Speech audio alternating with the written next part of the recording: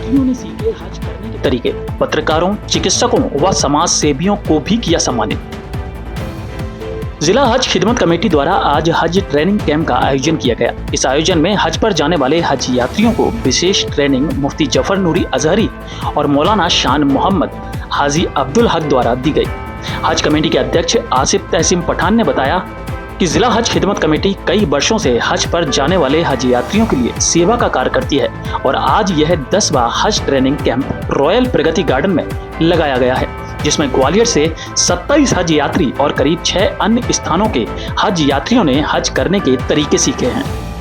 कार्यक्रम के मुख्य अतिथि वरिष्ठ पत्रकार डॉक्टर केशव पांडे, ऊर्जा मंत्री प्रद्युमन सिंह तोमर के सुपुत्र रिपुदमन तोमर, भाजपा जिला अध्यक्ष अभय चौधरी, शहर काजी अब्दुल अजीज कादरी, डॉक्टर खोजेमा सैफी, एडवोकेट फैजल अली शाह, मोती मस्जिद के इमाम जियाउल मुस्तफा, डॉक्टर एजाज खानूनी, एडवोकेट धर्मेंद्र नायक, विनय जैन आदि ने हज यात्रियों का सम्मान किया। साथ ही इस आयोजन में एक खास बात यह देखने को मिली कि शहर के समाज सेवी डॉक्टरों व पत्रकारों को भी समाज सेवा, चिकित्सक व पत्रकारिता के क्षेत्र में उत्कृष्ट कार्य करने पर ग्वालियर रत्न सम्मान से नवाजा गया, जिसमें मुख्य रूप से वरिष्ठ पत्रकार एवं वरिष्ठ समाज सेवी डॉक्टर केशव पांडे, मध्य प्रदेश श्रमजीवी पत्रकार संघ के ग्वालियर जिला अध्यक्ष, युवा पत्रकार शाहनवाज खान, पत्रकार नासिर गौरी, पत्रकार विनोद शर्मा, पत्रकार जावेद खान, पत्रकार देवेंद्र शर्मा, पत्रकार आसिफ अली, पार्षद भावना कन्नौजिया, पार्षद आसिफ अली, पार्षद शकील मंसूरी, पार्षद सोनू राजपूत आदि को मुख्य अतिथियों द्वारा सम्मानित किया गया। इस दौरान समाज के कई वरिष्ठ व युवा साथी भारी संख्या में मौजूद रहे। ग्वालियर से जल्द ही हज यात्री दिल्ली व मुंबई के लिए रवाना होंगे, वहां से फ्लाइट द्वारा मदीना के लिए रवाना हो जाएंगे। ये इसका भी आपको पता होना चाहिए। इसका इसलिए कि जब लोग जो है मदीने से मक्का शरीफ आए उम्रे के लिए और वो तवाफ करने लगे, तो ये मक्का के जो लोग थे उन्होंने ताना दिया कि जब से ये मदीने गए हैं इनके तो जिस्मों में ताकत ही नहीं गई। आज एक कार्यक्रम रखा गया, हाजियों को ट्रेनिंग दी गई। किस तरीके की ये ट्रेनिंग रही, कौन कौन लोग इसमें मौजूद रहे और क्या सिखाया गया उन हज पर जाने वाले ज़ायरीन? ज़िला हज खिदमत कमेटी लगातार पिछले 10 सालों से काम करती चली आ रही है हाजियों की खिदमत का, और इंशाअल्लाह ताला आगे भी करती रहेगी। यहाँ पर ट्रेनिंग कैंप लगाया था जिसमें हमारे गवर्नमेंट हज ट्रेनर जनाब अब्दुल हक साहब, मुफ्ती जफर नूरी साहब, शान मोहम्मद साहब, इन्होंने हज पर जाने वाली और हज पे जाने में आने वाली जो भी बातें होती हैं, परेशानियां होती हैं, उनके बारे में डिटेल से इन लोगों को बताया कि इनको क्या क्या अरकान वहाँ करना है और ये भी बताया कि क्या क्या नहीं करना है। जिन चीज़ों का एहतियात रखा गया उसके बारे में भी बताया गया और अल्हम्दुलिल्लाह सभी लोग यहाँ पर इसमें मौजूद रहे, हाजी साहबान और शहर के गणमान्य लोग और वरिष्ठ लोग, साथ ही हमारे समाज के सारे लोग और ज़िला हज खिदमत कमेटी की पूरी टीम यहाँ पर मौजूद रही। बहुत अच्छे तरीके से ये प्रोग्राम रहा और लगता है, उम्मीद करते हैं कि इससे इन लोगों को बहुत फ़ायदा होगा। अभी हाँ, ग्वालियर से 33 लोगों का चयन हुआ था जिसमें से सिर्फ 27 लोग अब वैलिड रह पाए हैं, किसी वजह से लोगों ने नाम वापस ले लिया।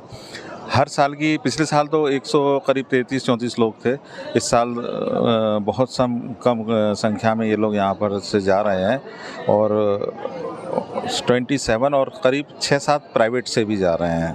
ऐसे प्राइवेट लोग भी यहाँ पर आए थे ट्रेनिंग लेने के लिए।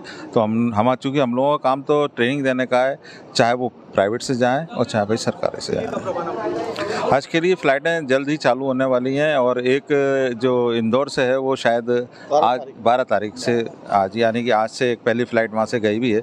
हालांकि यहाँ से ग्वालियर से इंदौर से जाने वाले लोग मात्र 2 हैं बस जी, और मुंबई से और दिल्ली से जाने वालों की संख्या ज़्यादा है। आज के कार्यक्रम में कुछ समाज सेवियों को भी सम्मान रखा गया, पत्रकारों का भी सम्मान रखा गया, किस तरीके से देखते हैं आप?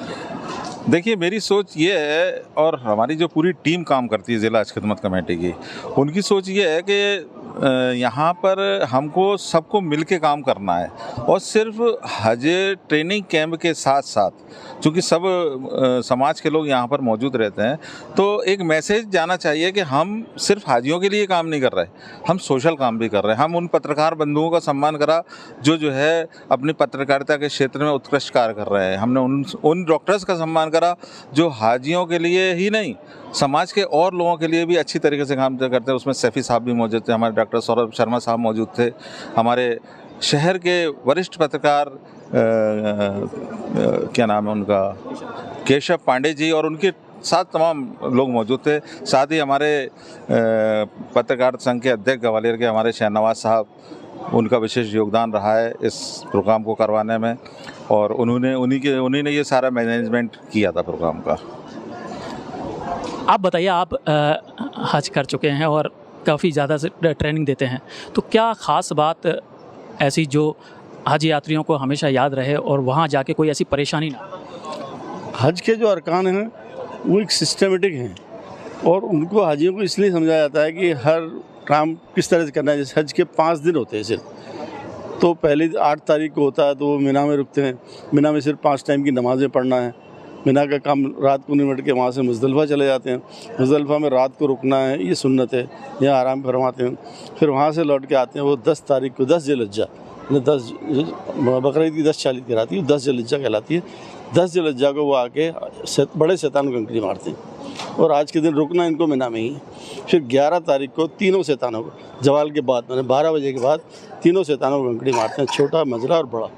फिर वहीं क़याम करते हैं। क़याम इनको मिना में ही करना ज़रूरी होता है। फिर 12 तारीख को भी ये तीनों शैतानों को फिर कंकड़ी मारते हैं। उसके बाद फिर जो असर के बाद में मोहल्ले में इनको वहाँ से ले जाता है और फिर मक्का आ जाते हैं। मक्का में आके फिर वही अपना तवाफ़ और उम्रा का काम अगर जो बचकंडा होता है वो फिर हज के बाद करते रहते हैं। यही सब चीज़ें इनको हाजियों को बताई जाती हैं, वही बताई गई हैं। ये उनको अगर पूरी तरीके से करें तो सही सिस्टमेटिक ढंग से उनका हज भी पूरा होगा, उम्रा भी पूरा होगा और किसी तरह की गलतियाँ भी नहीं जाएंगी।